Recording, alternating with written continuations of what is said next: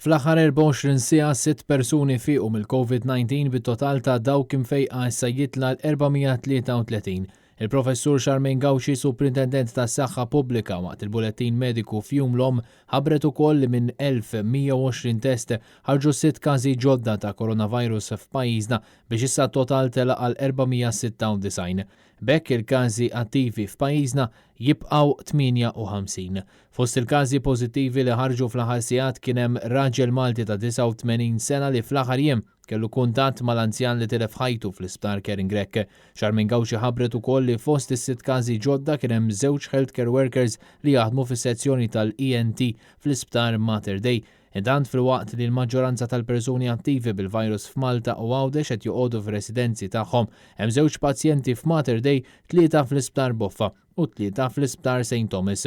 Mistoqsija minn Net News, il-professur Gawxi tkellmet dwar testijiet li qed isiru fuq immigranti abbord bastimenti l barra minn xtutna. Niftakru li aħna rridu nagħtu l-kura meħtieġa lil kulħadd. Tafu li għandna migranti li kienu ġew trasferita fuq dajsa fuq l-ibħra tagħna Maltin u daw konna diġà għamilnilhom it-testijiet. Simili wkoll il-bieraħ flaxija aħna wkoll għamilna wkoll it-testijiet fuq dawk l-immigranti li wkoll issa ġew trasferiti fuq dajsa u propju dawn jinħadmu fil-laboratorju tagħna ħalli bekk aħna nkun nistgħu naraw li m'hemmx mart tal-COVID-19 f'dawn il-persuni. Wieġbet ukoll mistoqsijiet dwar il-pass li jmiss fir-rigward ta' tneħħija ta' aktar miżuri. Dawk il-miżuri li aħna propju ħabbarna fil-bidu fl-ewwel ta' Mejju imma bdew jiġu effettivi propju minn nhar it-tnejn, hemmhekk inti qatt baqalna sal-aħħar tal-ġimgħa d-dieħla ħalli propju nkun tista' tara l-impatt tagħhom. Dawn it-tliet ġimgħat qegħdin hemmhekk biex aħna nkun nistgħu